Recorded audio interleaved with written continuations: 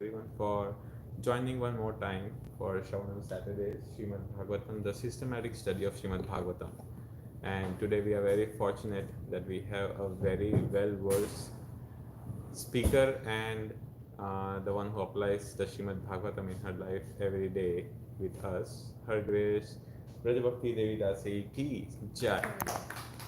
Hari Bol. So today we will be studying Srimad Bhagavatam, first canto, chapter 14, Krishna's departure from this material world, and text 3, where Yudhishthir Maharaj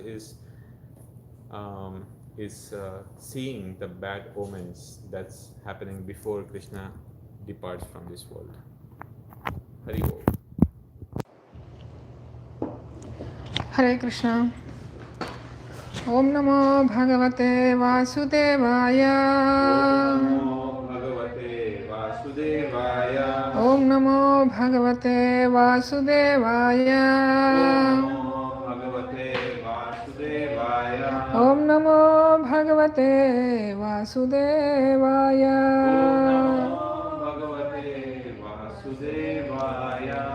So we are reading from Srimad Bhagavatam, Canto 1, Chapter 14, text number 3. The chapter entitled The Disappearance of Lord Krishna. Text 3.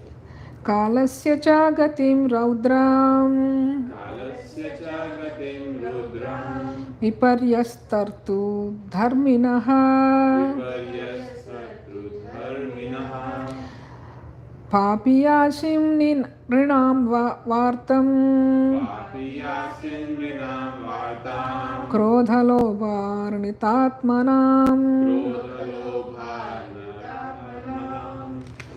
Word-to-word translation. Kalasya of eternal time. Kalasya of eternal time. Cha also. Gatim direction. Raudram fearful. Viparyasta reversed. Ritu seasonal. Dharminaha regularities. Papiyasim sinful. Runam of the human being. Vartam means of livelihood. Krodha anger. Lobha greed. Artha falsehood. Atmanam of the people. Translation and purport by His Divine Grace A.C. Bhaktivedanta Swami Srila Prabhupada ki Jai. He saw that the direction of the eternal time had changed, and this was very fearful. There were disruptions in the seasonal regularities. The people in general had become very greedy, angry, and deceitful, and he saw that they were adopting foul means of livelihood. Purport. When civilization is disconnected from the loving relation of the Supreme Personality of Godhead, symptoms like changes of seasonal regulations, foul means of livelihood, greed, anger, and fraudulence become rampant. The change of seasonal regulations refers to one season's atmosphere becoming manifest in another season. For example, the rainy seasons being transferred to autumn, or the fructification of fruits and flowers from one season in another season. A godless man is invariably greedy, angry, and fraudulent. Such a man can earn his livelihood by any means, black or white. During the reign of Maharaj Yudhishthir, all the above symptoms were conspicuous by their absence. But Maharaj Yudhishthir was astonished to experience even a slight change in the godly atmosphere of his kingdom. And at once he suspected the disappearance of the Lord. Foul means of livelihood implies deviation from one's occupational duty. There are prescribed duties for everyone, such as Brahmana, Kshatriya, Vaishya, and Shudra. But anyone who deviates from his prescribed duty and declares another's duty to be his own is following a foul and improper duty. A man becomes too greedy for wealth and power when he has no higher objective in life, and when he thinks that this earthly life of few years is all in all. Ignorance is the cause for all these anomalies in human society. And to remove this ignorance, especially in this age of degradation, the powerful sun is there to distribute light in the shape of Srimad Bhagavatam. Om Ajnanatimidandasya Jananjanashalakaya Chakshurunmilitamena Tasmai Shri Gurave Namah.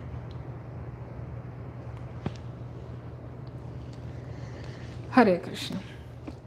So, when Alankar Prabhu gave me these verses, I actually looked at the translation and I was like, okay, there's not much to discuss on these verses 3 and 4, so what do I discuss? And then I started reading the purport probably 10 times to see how we can, connect things here and what we can understand. And then as I read purport like a few times repeatedly, I was thinking the first 3 lines is enough for the entire class to discuss. We don't even need to go too much further. When civilization is disconnected from the loving relation of the Supreme Personality of Godhead, symptoms like changes of seasonal regulations, foul means of livelihood, greed, anger, and fraudulence become rampant. So, here, Prabhupada is discussing what happens when we disconnect from the Lord. As long as we are connected to the Lord, everything is auspicious. But once we disconnect from the Lord, what things then we can feel or observe or experience? So one of the things is seasonal changes, foul means of livelihood, greed, anger, everything. So basically we are, many times we hear in Bhagavatam, we hear in Bhagavad Gita that we are part and parcel of the Supreme Lord. That means we are actually connected to the Supreme Lord in one sense. But see, this hand is there, my hand. I can give my personal experience. Somehow Krishna puts me in so many situations that I can speak my own personal experiences sometimes. I had the surgery a few weeks back and they did the band-aid to my hand and they said 2 weeks you cannot do anything. You cannot touch, cannot just, my hand is like this all the time, that's it. So I was thinking, so I'm doing with this hand some things and children are helping. So I was thinking, so what is the use of this hand right now? And it is connected to my body, but it's not actually connected to my body because now it's under repair. So it is not connected to my body at all. So what is the purpose of this hand? What it is doing? Nothing. It is just sitting there. And when I was reading this purport, I was thinking, that's how we are. We are connected to Krishna, but at the same time we are disconnected from Him. It's not like my hand was cut off. The hand is connected to the body, but it's functionless. So similarly, we are connected to the Supreme Lord, but at the same time we are disconnected. Because sometimes we say we are God, we are disconnected. But then I was thinking, instead of saying disconnected from Supreme Lord, we have to say we actually have forgotten Him. Like for 2-3 weeks I had to forget that I have right hand, honestly, because I cannot do anything. So we have forgotten Supreme Lord. And then what did we do? By forgetting Him, we came to this world, material world. Even after coming to this world, Krishna has, He is coming again and again to remind us that this is not the place. But still, we happily, very, dignified way, we joined the criminal department of the material world. So when the criminal is there in this world, what happens? What do they do with the criminal in this world? Prison, right? He is in the prison, but still he is part of this world, but he is not connected to the civilians, right? He is on his own. That's how we are right now. We are forgotten Krishna, and we are in this world. We are one way connected to Krishna as part and parcel, but another way we are disconnected also from Him. So how do we connect back? How do we do, how do we really become that civilian in the world? Like a prisoner can, he can reform himself, he can, behave, and then he can prove himself that he did the mistake, but he will never do it again somehow, and then they will bring him back. Similarly, by engaging all our senses. We have so many senses. We have eyes, nose, taste, this, that. So many senses are there. By engaging all our senses in Krishna's service, we can easily connect back to Him. But the problem with us is we engage ourselves in so many other activities, so many other nonsensical activities that are not really Krishna consciousness, that are not related to Krishna. Because of that, we forget Krishna time to time. We don't remember what we are here for in this world, what is our goal. So we need to check our consciousness time to time. Why are we here? What am I doing? So, like in any service that we do, even in the temple when we do seva, why are we doing that seva? What is our aim in doing that seva? Am I doing that seva because I wanted to please Krishna and his devotees, or am I doing that seva because I wanted to feed my false ego? Why I am doing this seva? So time to time we have to internalize our consciousness. Time to time we have to think. Otherwise it's very difficult. Like the prisoner, if he goes to the prison and he just thinks that, okay, I'm getting food, I'm getting bed, so I'll eat and sleep, I don't care, then he will be there for the rest of his life if he's sentenced to the life. Or if he's sentenced to 10 years, he's there for 10 years. Unfortunately, in this material world for us, unless until we purify our consciousness, unless until we purify our senses, there is no way going back home, back to Godhead. So time to time we have to check, we have to see what is our consciousness state, why we are doing what we are doing. So because we born with 4 defects, right? And one of the most important defects is cheating, right? When it comes to cheating, we think, cheating is only you say something and you did not do it, or you took money from somebody and then you did not give that back. That we think that is the only cheating. Cheating is in many ways, there are subtle level of cheating is also there, It's like it's unnatural way of doing things. Like we wanted to lord it over the material nature. Why you want to lord it over the material nature? Because we want it to be the supreme.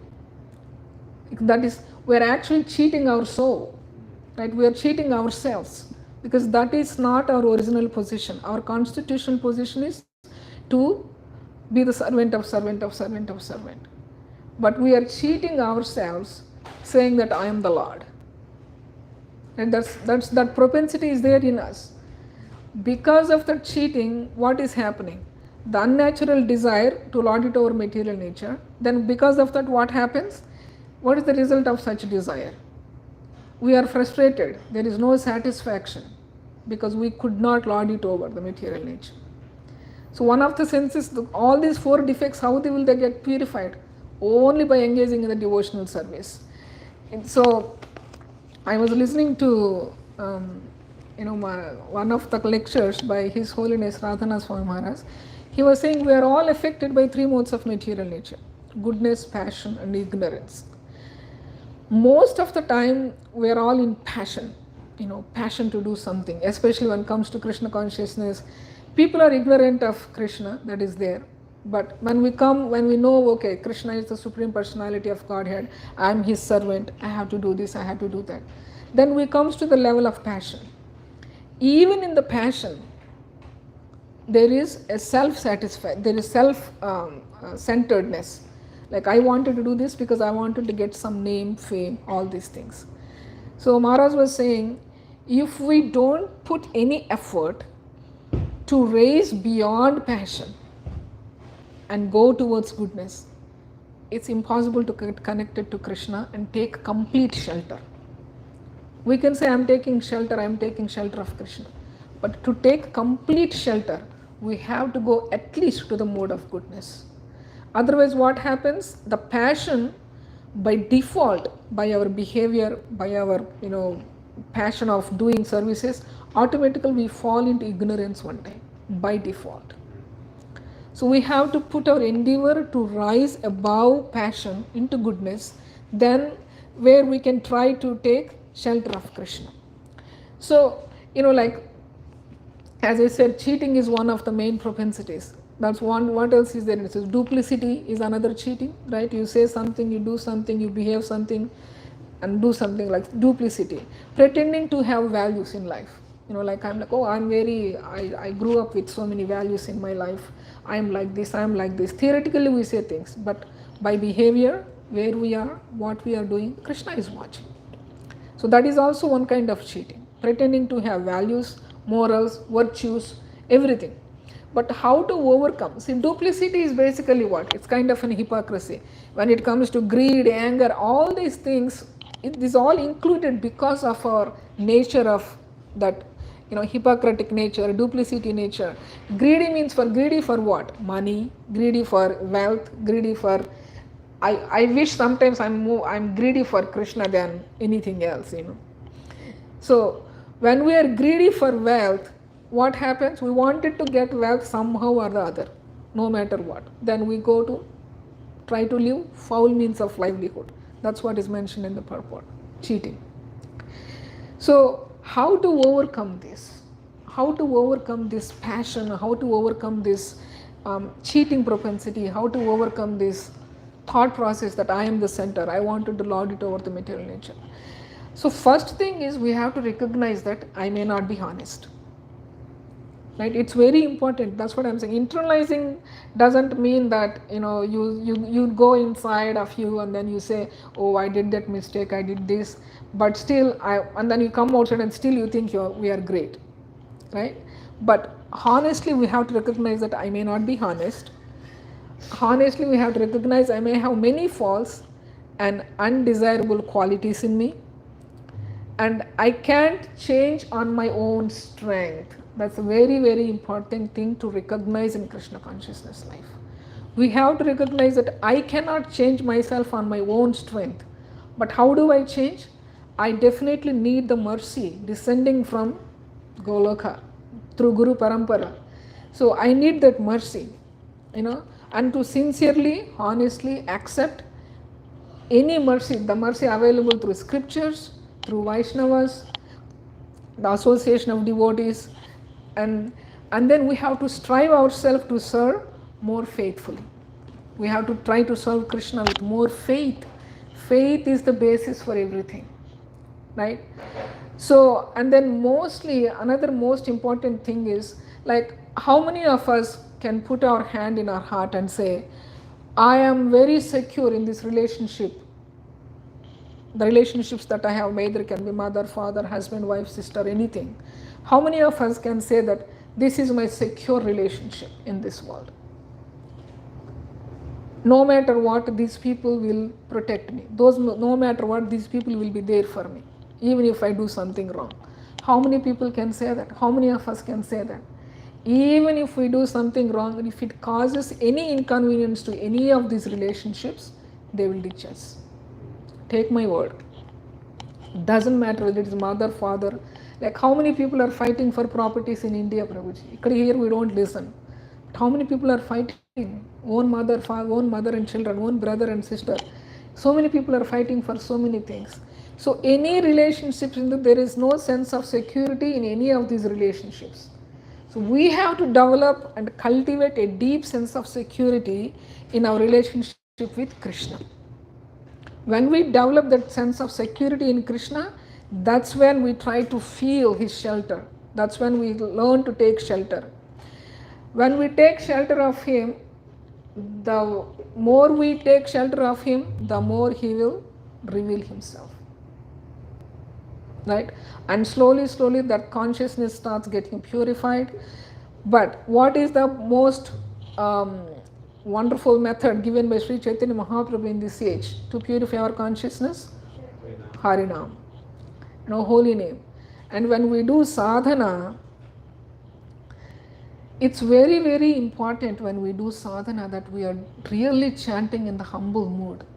When we are chanting, unfortunately we hear a lot of japa retreats, lot of japa workshops, and as long as the pure devotee, whoever is giving those japa workshops, our consciousness is really nice.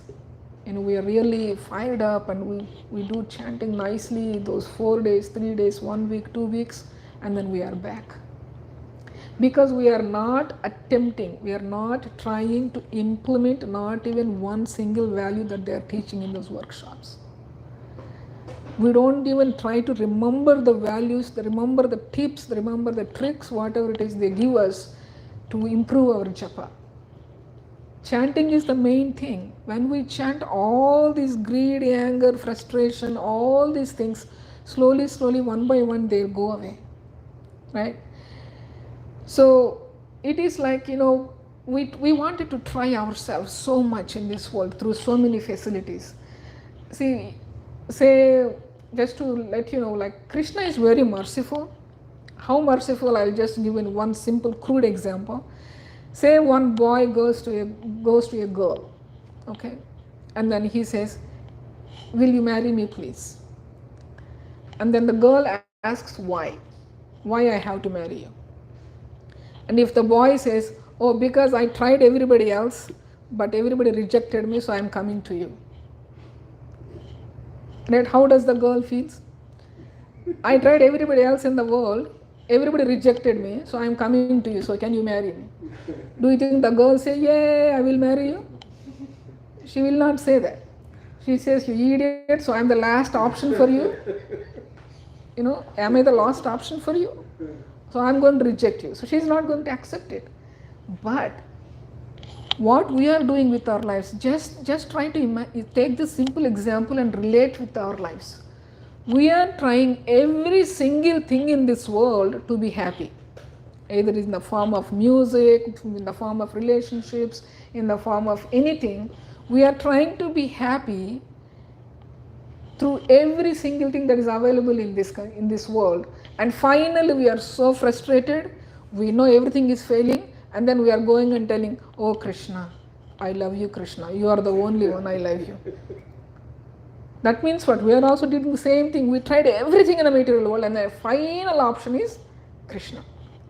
But is Krishna rejecting us? Krishna is not rejecting us. That's why we can find a secure relationship at the lotus feet of Krishna. Because he just appreciates and he accepts us for the fact that we came to him. So what is our problem in chanting his holy name? Our problem is our false ego. That is the only thing between us and Krishna Prabhus. False ego is the only thing that is there between us and Krishna. And the only way to purify is the holy name. It's the only thing.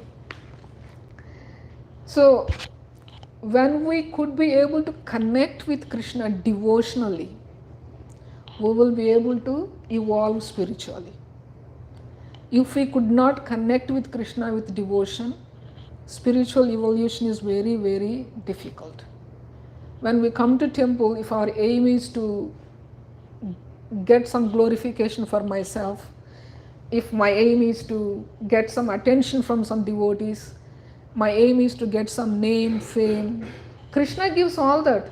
You want name? Take it, Baba. Vrajabhakti Devi dasi ki jai. Everybody can say jai. And then you can glory, you can even give that one also. But we just have to be in a mood of servant, saying that Krishna, I do not want anything, but I wanted to serve you. How can I serve you? And how will we serve Krishna? Sometimes directly by addressing the deities, but most of the time it is through serving the devotees.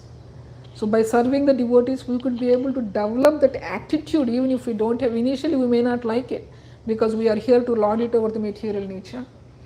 But as we keep serving through devotees, somehow Krishna purifies us through his holy name. And by comprehending more and more the extent of love that Krishna can show to us, the extent of love that Krishna gives us, we automatically gets attracted towards Krishna for his loving nature.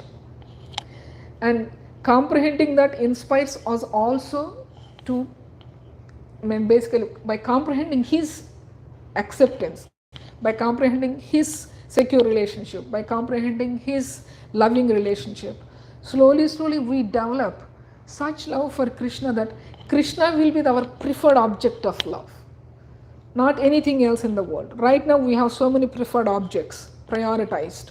Maybe parents, maybe wife, maybe this, kids, maybe this, maybe that, maybe that. So at last we have Krishna. Final option is we have Krishna at this moment, at least in my life. But I have to comprehend, I have to develop more and more faith in Krishna so that one day I can make him my preferred object of love. When I make him the preferred object of love, then I can come out of all this anger, greed, false livelihood, cheating, propensities, duplicity, all these contaminations will be purified. And then, as Prabhupada said in the, how long is the class? 9 o'clock. Okay. So, as you know, Maharaj Yudhishthira is feeling all this because he is so God conscious. Everything he is doing to please only Krishna. His intention is not to, like we were asking Chaitanya Charan Prabhu, remember? When we were asking when people hurts us, how do we do it? And then he said 3 things. Do you remember those 3 things, Alankar Prabhu? Feeling humiliated itself is telling us that we have false ego. Yeah.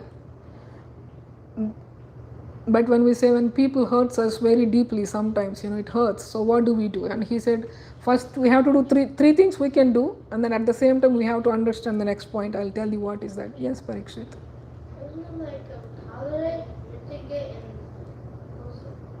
So yeah, first one is tolerate. You tolerate your humility with your pain that is coming through that. And if you cannot tolerate, you mitigate it. And if you cannot mitigate it, he said you immigrate. That means you leave that place, you just take some break from that, not break exactly, maintain some respectable distance from that devotee who is hurting us, like that. But at the same time, he said, we have to understand the transcendental reason also behind it. Right? We have to understand the transcendental reason also. We just cannot just stick to these 3 things and say, okay, I tolerate, I mitigate, now I have to leave. No, but why Krishna is giving that situation in our life? Krishna is giving every moment in our life is an opportunity to go closer towards Krishna. Every single situation in our life is to go closer towards Krishna. So the moments that we get these things like that, I may not be able to understand the transcendental reason, but I can pray for it. That's what he said. You pray to Krishna to help you to reveal what is the reason that I am in this situation. How can I handle this situation? And I need your help. So Yudhishthira and Pandavas, both, all the 5 Pandavas, they are always constantly in touch with Krishna. Constantly they are taking shelter of Krishna. And now he is seeing some symptoms, some seasonal changes, something is happening. So he's like, what happened? There is something wrong. See, for us it is normal, right? In winter we get sun, because we are in Kali Yuga, everything is ulta and everything is upside down. So we don't feel, because all these symptoms that he is feeling, they are at the peak now. Greed, anger, everything is there in this world. So we don't feel it because we are not that God consciousness. Our leaders are not God consciousness. So for us, seasonal changes, okay, supposed to be summer, it will rain, okay, raining, nice. It makes us cool. That's what we feel. We don't see that it is summer, why it is raining? There is a seasonal change. Is there any inauspiciousness? We don't think that, Abba, it's raining, I don't need to water the plants, Baba, today, it's good. That's what we think. But Yudhishthira Maharaj is not thinking like that, because everything is going pakka in his dream. So when we take shelter of Krishna also, sometimes we can feel in our lives when something is happening, why it is happening, whatever it is happening. Am I doing something wrong? I never felt this. Like sometimes when you do something little bit wrong, you feel so much guilt inside. Anybody has an experience of that?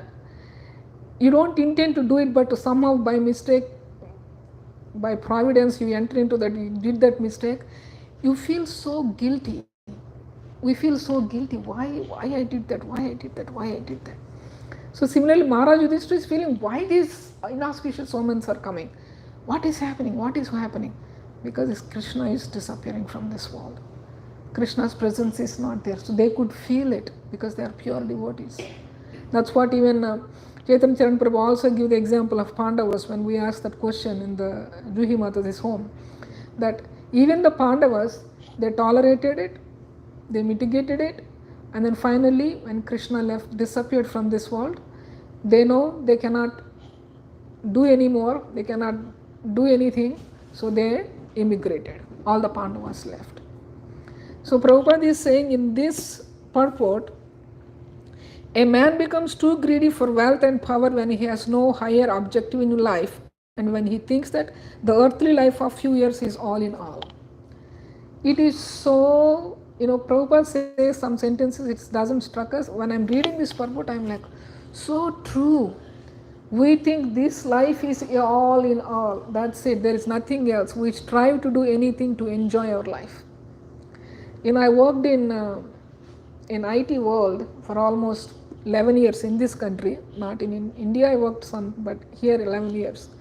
I tried to bring one of my very close friends from nationwide. She comes lunch. She came lunch to many times. She gives something in hundi and things like that. But she never accepted chanting. Very close friend. She appreciates what I am doing. When our Janmashtami comes, she gives me some donation to give it to the deities or something. Everything is there. But she cannot accept that to become a vegetarian and then to chant is not her motto. I'm like, what do you mean by motto? There is nothing motto. That's what you have to do. But she's like, no, I wanted to enjoy my life. I don't know what is going to happen tomorrow, but I wanted to enjoy today. Every single vacation, 3-4 days vacation, kids comes, they go out somewhere. Every single vacation, they are somewhere. I'm like, oh my God, first of all, I asked, where do you get the money? You keep going for vacations. He's like, don't ask me. But she kept saying like, I want to enjoy my life. I want to enjoy my life. So I was thinking, in this life, she's thinking that's all she has. She doesn't believe in the next life. She doesn't believe what's happening, after this birth. Because she's ignorant. Even I explained to her, it doesn't sink in her head. Because she thinks enjoyment is the prime objective of this life. And this life is all in all, there is nothing else. And when we see devotee's life, in contrast to that life, just see, Deep Prabhu just recently passed away. What a glorious passing of him. How many people sang to him over the phone, even though he is in a distance where they cannot reach him, in a distance where they cannot come and be with him. But people started singing for him. People started, going and giving prasadam to him. And I was thinking, only reason that he got all that is because he has one faith in his life, that Krishna devotees and prasad, association and prasad. He does not think that, okay, I will see what happens in next life. I'll try to, associate as much as I can in this life, but I will see what. He said, I don't know anything else. I don't know Krishna, I don't know Prabhupada, I don't know anybody, but I know that association prasadam is there. And I'm very thankful for all of you to be in my life. That's what he said. He's honestly grateful from his heart. And that's what we have to develop. Grateful for the association. Grateful for what we got in our life. Today we are all sitting and talking. Tomorrow I may be the past Prabhus. People can talk. You remember Vrajabhakti Mataji back in 2022, August 6th, she gave a class. I may be the past. I may not be there next to you saying Haribo. So we need to try to develop those loving relationships with devotees when we are here. By developing those loving relationships, we can experience the love of Krishna. We can experience the love of Radha Nataba. When we experience that love, that's when we can feel that shelter at their feet. Without experiencing, how can we feel it? Without knowing. See, even in this world, if I don't know, like somebody at OSU, somebody says, say, Narahari comes and say, Ma, today so and so Michael did this. I'm like, okay, who is that Michael? I don't know who is that Michael. So I cannot relate anything. I cannot have any feeling for that. So sometimes people ask, so I don't know Krishna. So how can I develop a relationship with him? I don't know Krishna. How can I invest my energy and time in him? That's why Prabhupada said the powerful sun is there to distribute in the shape of Srimad Bhagavatam. We read the scriptures and we don't understand, we come to the devotee association and we try to read and understand together. It is not like everybody, somebody is an expert, somebody is not an expert. Some people, they have more practical experience, and some people, they have, by Krishna's grace, they have more intelligence to understand the scriptures in much deeper way. So we share with each other. We shouldn't have a feeling that I am great, so I can do what I can, give much better classes. I can share better Srimad Bhagavatam tips and tricks to understand Srimad Bhagavatam. We cannot understand Krishna without tricks, without tips, without nothing. We can only understand Krishna by humble service attitude. When we develop that service attitude, Krishna slowly reveals. And then we'll get purified by chanting of the holy names in this age of Yuga. That is the only process. As we say, Kalo nasteva, nasteva, nasteva, nasteva gatiranyata. That is the only thing it is available in this age. We can say deity worship. How much we can worship the deity? When we are worshipping the deity, when we are doing puja, when we are doing arati to the deities. I cannot speak for anybody, but for me, I'm like, okay, after the arati, I have to make breakfast, I have to pack lunch. So bus comes at 7 o'clock to the kids. So let me do arati, right? That's what the thought process is going. And then after arati again, I come to do lunch, then I'm thinking something else. So the mind is not completely focused on the seva. That's why we could not, those days deity worship means everything is pakka, cleanliness, everything.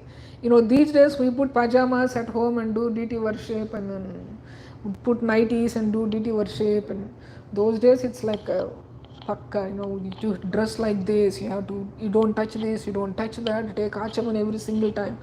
Those high standards of deity worship were there.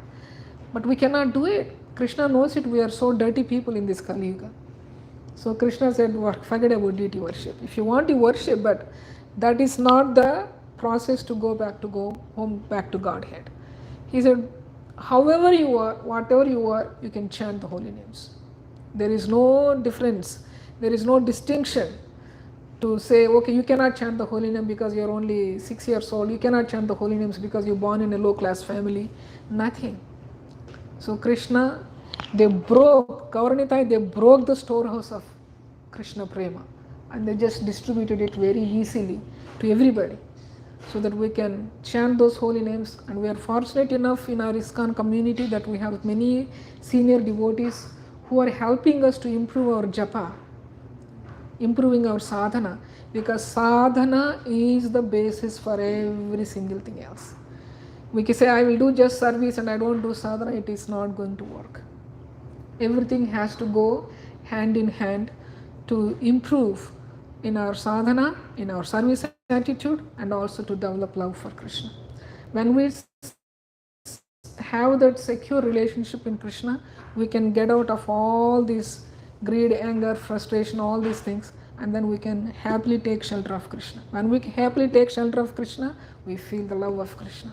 When we feel the love of Krishna, we are ready to distribute it happily without any conditions. Now also we distribute, but if somebody let us sit down and say, okay, tell me, do you have 100% faith? We are like, well, I'm developing, I'm trying, that's what we say. But we will be able to say one day, when we have that secure relationship in Krishna, that yes, I have 100% faith, you also please take, your life also will get better. So let us take our chanting of the holy name seriously, and shelter of Krishna and association of devotees.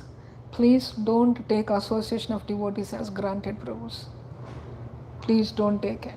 Many devotees, they may leave to different places, or they may leave this world, and then when they leave, after they leave, that repentance is very painful. That I could not take the association, I could not do something to the devotee when he or she was here. I would have done much better service for the devotee when he or she was here, and I could not do anything. That pain is very, very painful. It's very difficult to swallow that pain. So please don't take the association of devotees granted, and also the chanting of the holy names granted. Try our best, we have to try our best to chant really sincerely. Really sincerely. Forget about getting up at 3 o'clock and sleeping and chanting. Even if you get up at 5 o'clock, 5:30, whatever is the time you get up, try to focus on chanting. Try to feel the shelter in chanting. So that helps a lot with our consciousness. The struggles in this material world are not funny.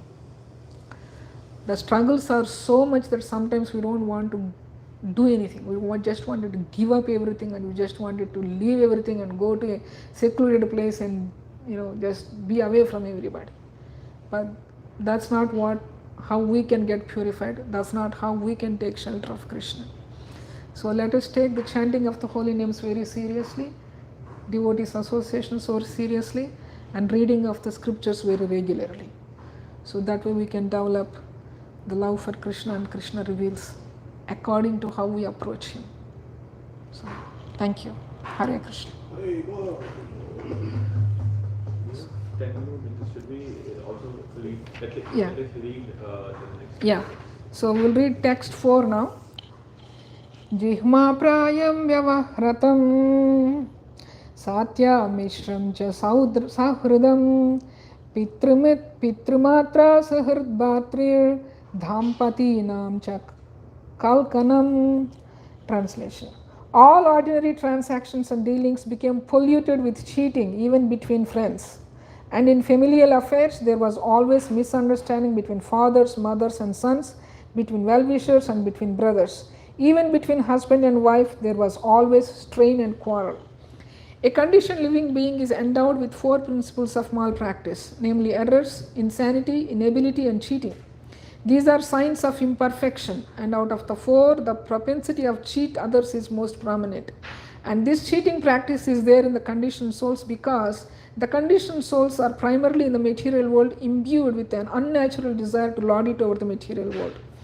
A living being in his pure state is not conditioned by the laws because in his pure state he is conscious that a living being is eternally subservient to the Supreme Being, and thus it is always good for him to remain subservient instead of falsely trying to lord it over the property of the Supreme Lord. In the conditioned state, the living being is not satisfied even if he actually becomes the lord of all that he serves, which he never becomes, and therefore he becomes the victim of all kinds of cheating, even with his nearest and most intimate relations. In such an unsatisfactory state of affairs, there is no harmony even between father and sons or between husband and wife. But all these contending difficulties can be mitigated by one process, and that is the devotional service of the Lord. The world of hypocrisy can be checked only by counteraction through devotional service to the Lord and nothing else. Maharaj Yudhishthira, having observed the disparities, conjectured the disappearance of the Lord from the earth every day. I'm like, oh, I wish I don't need to go to work today, I used to think like that. So sometimes in devotional service also we feel that, oh, do I have to go to temple today? Do I have to go and do this? As the weather gets nicer and nicer for us, coming November, December, January, and then when we have the piles of snow in our temple yard, backyard, front yard, and nothing gets cleansed, and you get and your car gets stuck. That's when we feel like, do I have to go to temple? So, but we have to come. That is the only way we can purify ourselves. So I'll stop here and see if we can have any questions or comments, corrections. Most welcome corrections, please.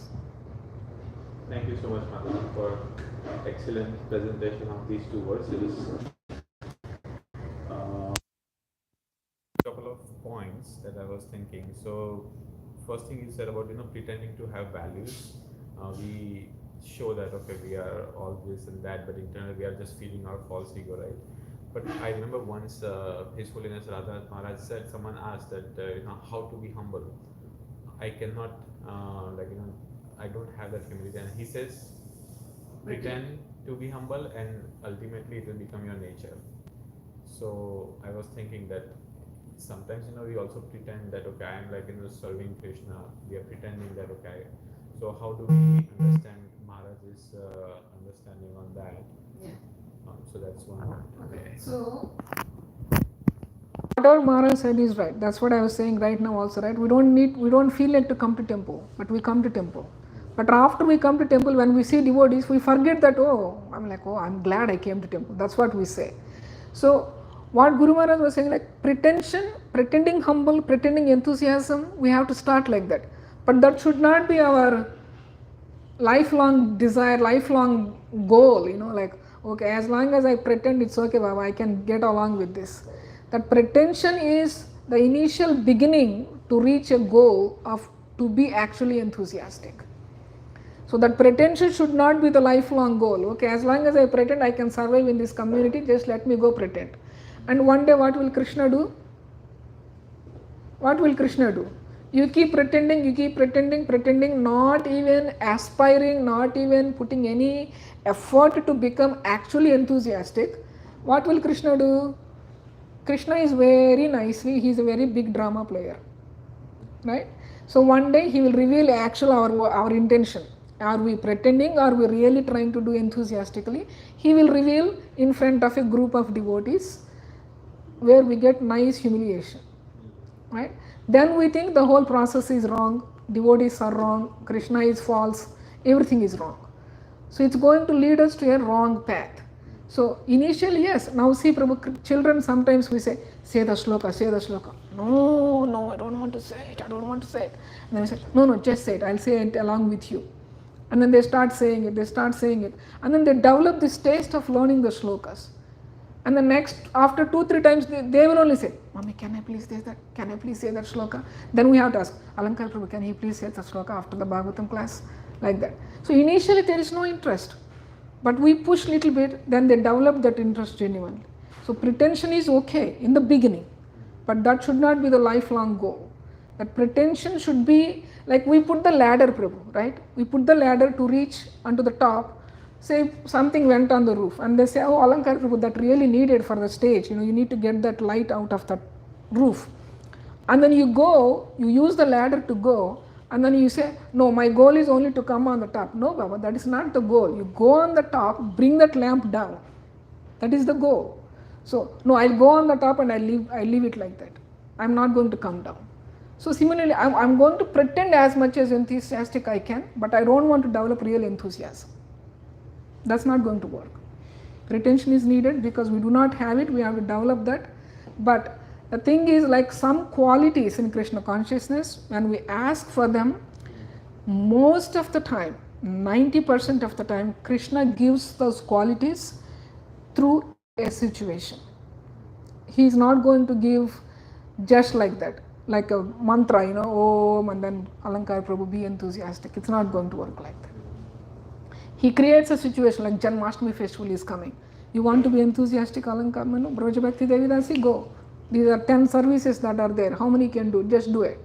Be enthusiastic. Even if I do one service, do with enthusiasm, not with moroseness. Oh, if I don't do this, oh, Alankar Prabhu told me to do live. If I don't do live, he will be mad. Anyway, let me do it, Baba. Then what is the consciousness of that service? So initially I'm like, okay, Alankar Prabhu want me to do the live, let me do it. Oh, it's so nice, so nice, so nice. I'm really not enthusiastic, but I'm like trying to pretend. But that pretension has to come to reality one day. And we have to put effort and consciously try to be real. Yeah, I think the whole situation is, sometimes in this material world, You can keep that. Oh.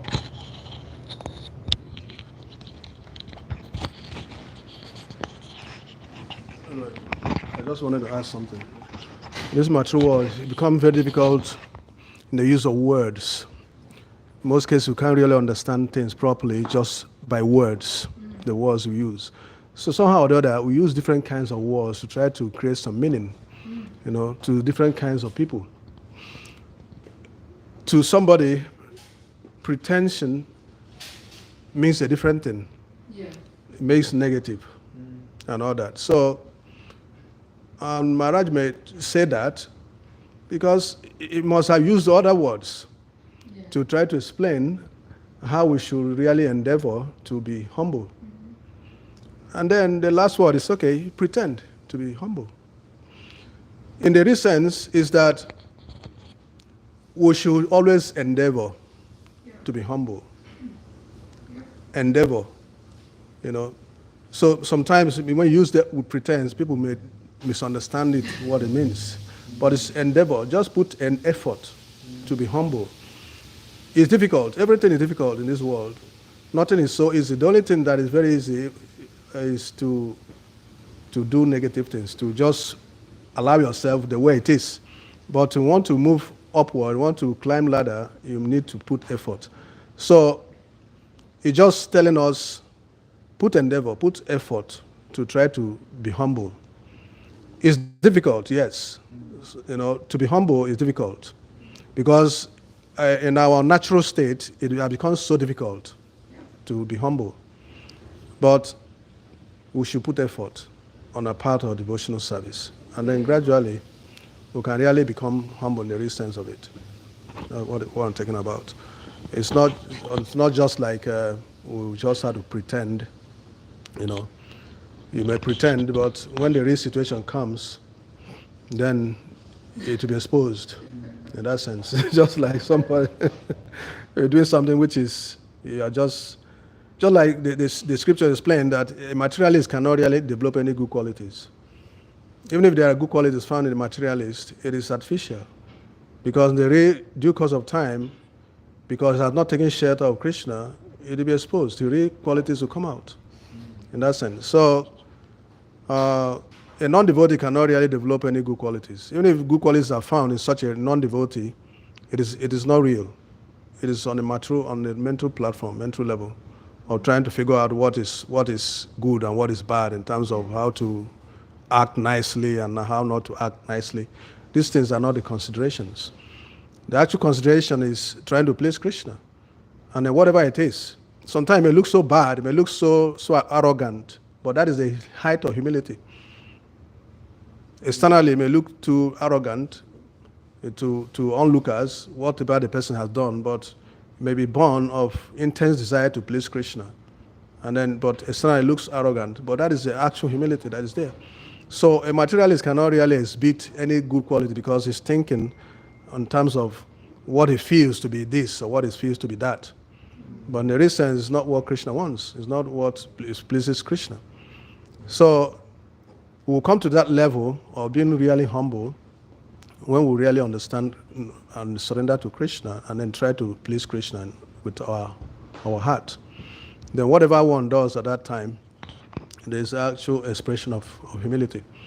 If not, every other thing is just based on mental speculation. What seems to be humble, and what is not to be humble, in that sense.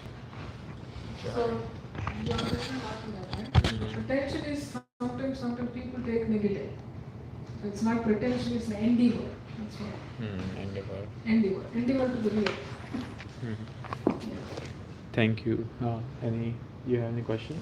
Yeah, one reflection and one question. Yes. So just taking the analogy of your injured hand further, my immediate reflection was sometimes like just like hand is part of the whole core of the body. If a part of Krishna is broken, then they burden the other parts.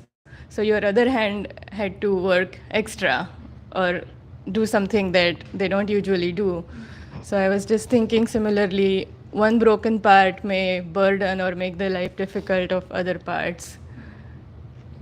Is that okay? Like, is that correct understanding? In the life means the relationships wise you are talking or the physical body? Just the life, like overall it will functioning. be there. Yeah. It's like it's we don't extra effort for the other part of the body or the relationship.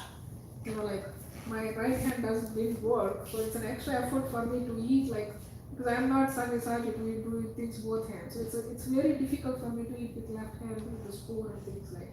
So it's an extra effort for this hand, and then extra effort for my children because they are the one who did everything, cleaning the pots, even they combed my hair, they did my ponytail, everything they did. After I took shower, they are the one coming and putting all the cream and combing my hair, everything. So that's an extra effort for them because they never did it before, never. And this is the first time they have to do everything. So the first 2 days they had such a struggle to do my hair. How do you do this? How do you do this? But by the time in those 2 weeks, they are experts now to do ponytails. So what I'm saying is that the extra effort will be there. On the other hand, definitely that extra effort is there. But I don't say it's a burden, but it's an effort. So we shouldn't take it as a burden, because if we take it as a burden, then it creates negative consciousness. And secondly, in the purport of verse 3, it said that foul means of livelihood means deviation from one's prescribed duty. So how is that relevant in today's world? See, false means of. See, previously there are Brahmana, Kshatriyas, all these very Varnashram dharma is very strictly followed. So, in this age of Kali Yuga, because everybody is Shudra, there is no Brahman, there is no Kshatriya. We may say, yeah, I have Kshatriya mentality, I have Brahman mentality, but we are Shudras. So, in this age of Kali, false means of livelihood refers to, like, see, people that cheat to get some money, like, in this world, medical world is such a scam, right? So much scam in the medicine field, so much scam. There is links between pharmacy and teachers. I used to have one friend, now she's not here, I think they moved back to India, but she was in Columbus for some days, then she moved to Florida, so now she moved back to India. Her child is very, very naughty. The boy, my God, he just cannot sit. He just, like if he said, sit down. By the time you remove the hands, he's already a brother. You hold him and he says, sit down here. And by the time you remove hands, he already got up and he's running. So active, so when he went to the classroom, kindergarten, he doesn't know how to sit. So when the teacher saying, sit down, crisscross, applesauce, and then crisscross, and 1 second. And he's like, what are you doing? What are you doing? Talking to people, right? So she got so annoyed for a few days, and then she called her parents and she said, you should check your child for ADHD, like attention disorder, hyper something like that. And then they gave her particular doctor name to go to those pediatrician. They went, pediatrician said, yes, he has ADHD, and then he gave medicines. You know what ADHD medicines does? As soon as they take the medicine, the brain will dump. The brain will become so slow. Like as soon as they take the medicine, all they can do is they just sit and watch TV like this. You want to eat? Go and study? Not now. This is it. So they said, whenever this baby is active, give the medicine. So there in Columbus, they took that medicine and then they went to Florida. Their family friends, he's a doctor. So he came one time and this kid is in the sofa like this. They're all been giving medicine for 2 years, right? He's in the sofa like this. He's like, hey, so-and-so name, and he's like, hi. And he's like, what happened to you? He's like, they're like, oh, no, because we give that medicine, he's like that, once the medicine power goes down, he's okay. Then the doctor said, what? You're giving that medicine? That is more dangerous than the ADHD problem. He said, the teachers have connections with the doctors have connections with the pharmacist. He is also a doctor. He said, everybody gets their commission. The teacher recommended to the doctor, the teacher gets commission. The doctor recommends that particular pharmacy, and the doctor gets particular medicine. Whoever is preparing that medicine, the manufacturer, they will give some amount of commission to the doctor. He said, as a doctor, I know this scam, don't do this. And when he's too active, take him to the park, do this, but he said, but he got so much used to the medicine, if you don't give the medicine, he starts pulling his hair, he starts crazy, just nervous breakdown like that. He said, but still we have to try this. And they tried it for 1 year, that kid is nice and calm, wonderful baby. So, see, this is cheating. So your duty as a teacher, as a guru, what is the duty of a guru? To train the children, to teach them properly how to behave, to teach them, give them the values. But you are trying to do the duty which is not your duty. Right? Like that, so many things are there like that. Our constitutional position is to serve Krishna, but we are serving our bosses more than Krishna. That's also some kind of deviation. But if we don't want to serve bosses, then we don't have paycheck. Then we cannot live in this world. So we have to do that sacrifice. So falselyhood means basically living, trying to have a lavish life or whatever is by cheating. Right? By doing things illegally. In this world, current world, current Kali Yuga, that's how it works. But if you go to back in Satya Yuga, Dwapara Yuga, then only Brahmins are supposed to do deity worship. I'm a Shudra, I'm going on the altar. Everybody in this Kali Yuga is a Shudra. We are all going on the altar, dressing Krishna, dressing Gauranga. So we are actually not doing our duty. But everybody is, if you follow that process of Satya Yuga, then nobody can go on the altar. It's over. Deity worship is done. Because we are all Shudras. So there are some things that Prabhupada and Guru Parampara, they just gave us some liberal freedom for us to do certain things. But connecting to Kali Yuga, false livelihood is by cheating others, by creating problems to others, gaining something by creating pain in others, things like that.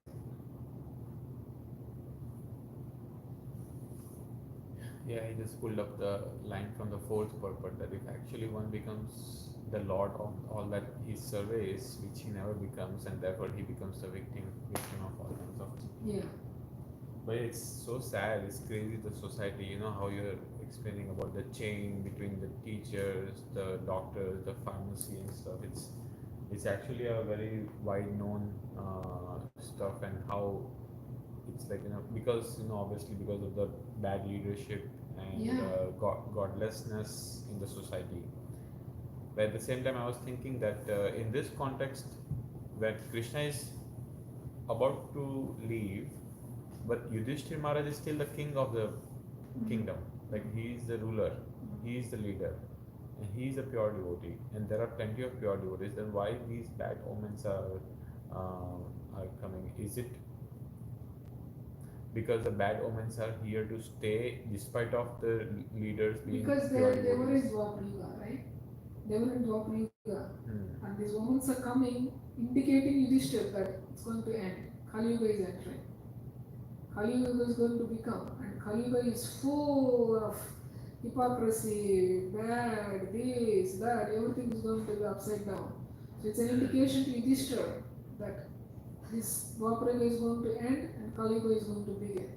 And when the Lord leaves the land, the impurities are going to pour over. Because the Kali Yuga is coming. The pure devotees are there, so that's why they could feel. Vyasadeva wrote whole Bhagavatam, he see what is happening in Kali Yuga. So those pure devotees, they could feel, they can sense, they can feel, they can understand what is coming in the absence of the Lord. So we cannot understand religion. So tomorrow rain comes, we say, oh, weatherman, we go to the weather report. But we never think in the perspective of Krishna consciousness, maybe something happened, so this is not the season, why it is raining. We don't think like that because we are so much used to the seasonal changes. But those everything is like this. Autumn means autumn, fall means fall, spring means spring. Rivers are flowing, grains are almost, everything is there. And all of a sudden the seasonal changes or this howling. Even in India, right, our parents, some black cat comes before you go, they say come back, wash your feet and go. Right, because they think that's some kind of inauspiciousness. And if you go, some widow comes in front of you, they say come inside, wash your feet, hands and go back again. Superstitious. But these things that Yudhishthira is feeling, they know how it is in the presence of the Lord. And now this is moving, that means Lord might have disappeared. Because they are pure devotees, they could feel it. And it's indication for him that Kali Yuga is coming. Even they are pure devotees, the next work for them to keep it as it was when Krishna was there. So those type of standards and goals are never possible In this age. in this age. They are never possible, right? Yeah, that's what Naeem is also asking on YouTube. That is it an ever continuing process where you always are working towards your goals, towards these goals, and so should you expect to achieve these goals fully in your life? See, the goals can be achieved only. The goal can be achieved. Like, see, all this.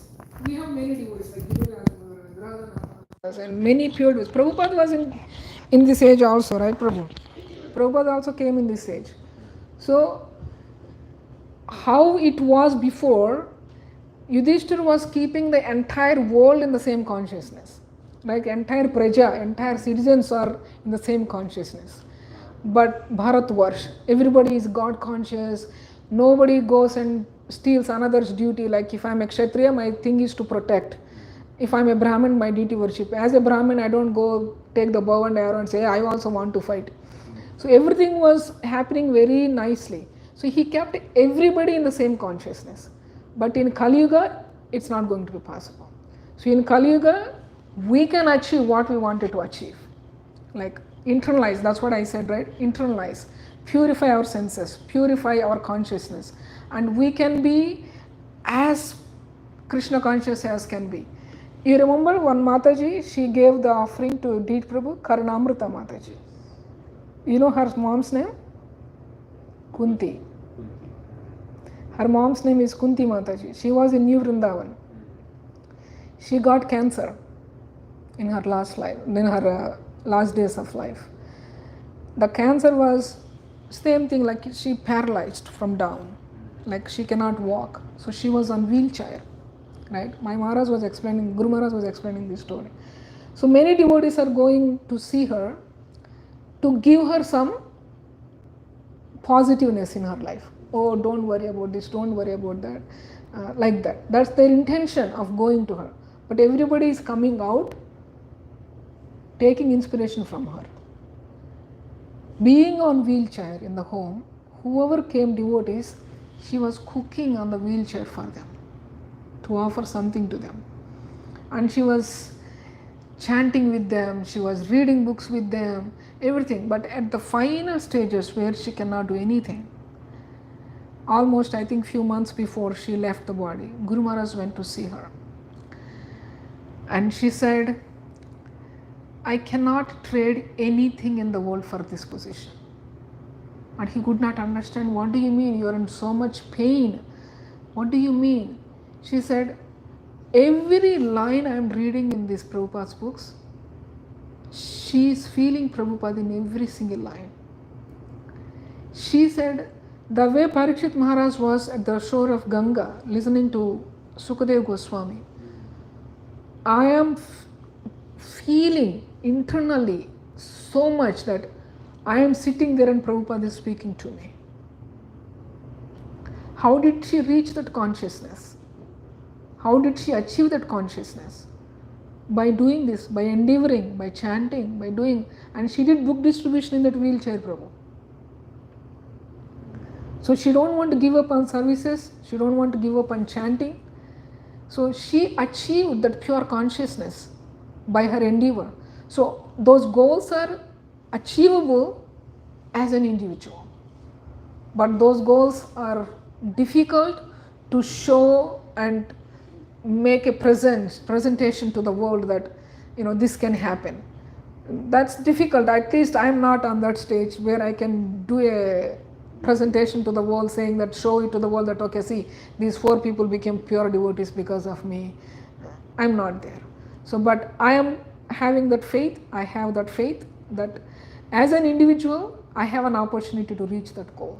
I have an opportunity to achieve those goals. So, but how much I can do to the world, I don't know. But by my behavior, my words, my actions, they can inspire some other people. They can inspire 10 other people and they can become a devotee, but which I cannot take credit. The credit goes to the Lord because He is the one who is inspiring from within the heart. So,